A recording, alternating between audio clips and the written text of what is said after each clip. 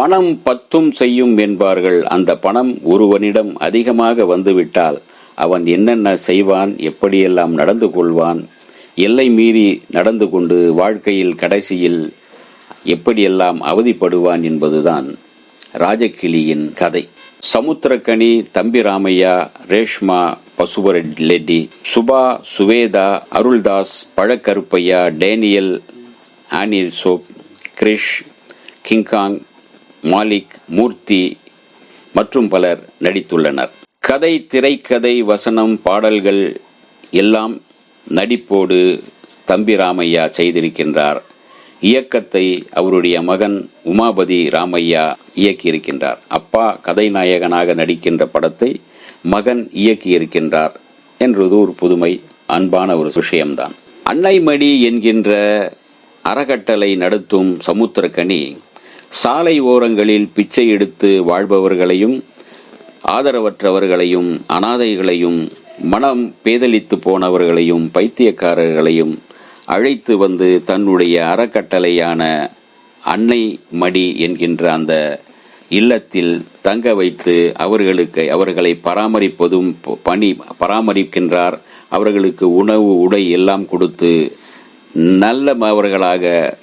நல்ல மனிதர்களாக உருவாக்கி வெளியே அனுப்புகின்றார். அந்த அளவுக்கு ஒரு சமூக சேவை செய்து வருகிறவர் சமுத்திரக்கனி.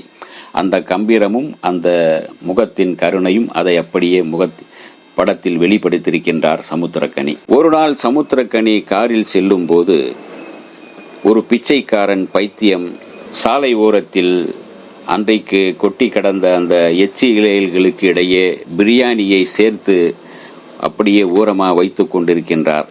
அவனை அழைக்கின்றார். அவன் வர மறுக்கின்றான். ஒரு வழியாக அவனுக்கு வேறொரு சாக்லேட்டை காட்டி அவனை அழைத்து தன்னுடைய காரில் ஏற்றி கொண்டு வருகின்றார்.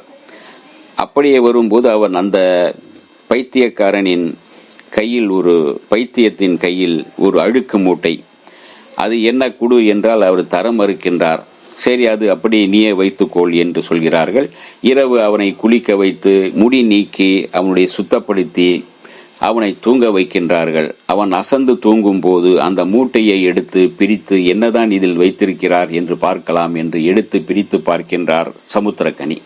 அந்த அழுக்கு மூட்டையில் இருக்கும் டைரி, அதை பிரித்து பார்த்தால் அவன் பரம்பரை பிச்சைக்காரனோ பைத்தியக்காரனோ அல்ல, கோட்டீஸ்வரன் என்கிற விவரம் தெரிகின்றது. அது அவனே எழுதிய டைரி என்பதும் புரிகின்றது.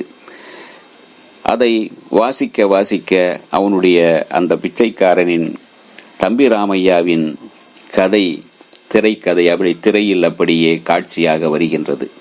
ஆரம்பத்தில் உழைத்து கஷ்டப்பட்டு முன்னேறிய அவர் ஒரு முருக பக்தரான அவர் 50 வயதில் கோட்டீஸ்வரன் ஆகிறார்.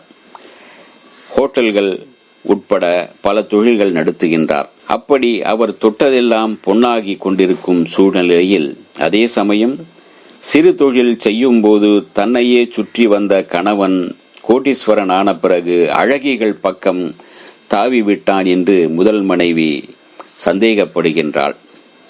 ஜவுளி கடையில் ஒரு பெண்ணை திட்டுகின்றாள். கோட்டீஸ்வரன் அந்த பெண்ணிடம் மன்னிப்பு கேட்கின்றான். அவள் என் மனைவிதான், ஆனாலும் அவளை தொட்டு நான் 10 ஆண்டு ஆகிறது, எங்களுக்குள் அவ்வளவு கருத்து வேறுபாடு என்று சொல்லி, சரி நீ வேலைக்கு வர வேண்டாம், வீட்டிலே கொஞ்சம் நாள் இரு, உனக்கு மாதம் எவ்வளவு 15,000 சம்பளம், 15,000 சம்பளம் உனக்கு மாதம் வீட்டுக்கு வந்துவிடும் என்று சொல்லி அனுப்ப அவள் கனவுடன் செல்கின்றாள். அந்த பெண் சுபா என்று அந்த பெண் ஜவுளி கடையில் இருந்து அவள் இரவெல்லாம் அந்த முதலாளியை பற்றியே பேசுகின்றான், நினைக்கின்றாள். அவர் 10 ஆண்டுகளாக தொடவில்லையா, செய்யவில்லையா என்று என்னென்னமோ புலம்ப, மறுநாள் அவர் வீட்டுக்காரன் வந்து, ஐயா, இரவெல்லாம் அவள் என் மனைவியாக இருக்கவில்லை, உங்களை பற்றியே சொல்லிக் கொண்டிருந்தான், உங்களை பற்றியே கனவு கண்டு கொண்டிருக்கின்றாள், அதற்கு என்ன செய்யட்டும் என்று அவன் சொல்ல, நீங்கள் 10 லட்சம் ரூபாய் எனக்கு கொடுத்து விட்டு என்னை முன்னாள் கணவன் ஆக்கி கொள்ளுங்கள் என்று சொல்ல, அந்த பெண் அவருக்கு கோட்டீஸ்வரனுக்கு மனைவியாகிறாள். இப்படியே ஒரு கல்லூரி மாணவி அவருக்கு 3ஆம் தாரமாக வருகின்றார். அவளை கல்யாணம் செய்ய போகும்போது அவள்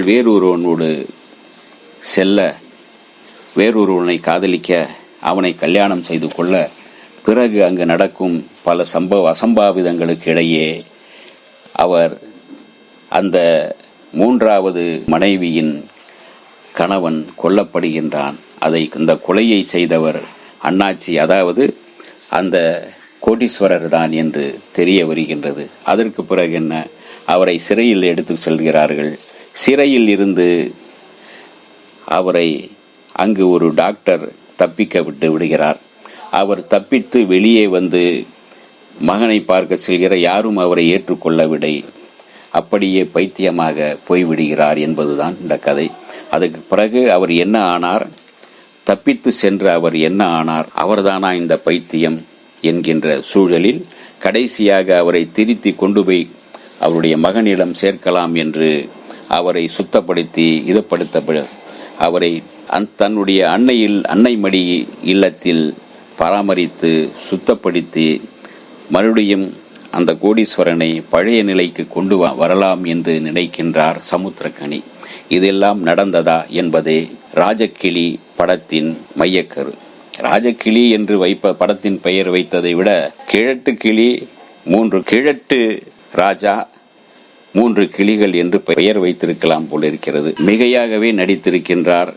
மிகையாகவே நடிக்கும் தம்பி ராமையா கொஞ்சம் அடக்கி வாசித்திருக்கின்றார். அவருடைய மகன் சரியாகவே மிக நேர்த்தியாக இயக்கம் செய்திருக்கின்றார். இந்த வீடியோ உங்களுக்கு பிடிச்சிருந்தா லைக் பண்ணுங்க, ஷேர் பண்ணுங்க, கமெண்ட் பண்ணுங்க, சப்ஸ்கிரைப் பண்ணுங்க, மறக்காம பெல் ஐகானை கிளிக் பண்ணுங்க.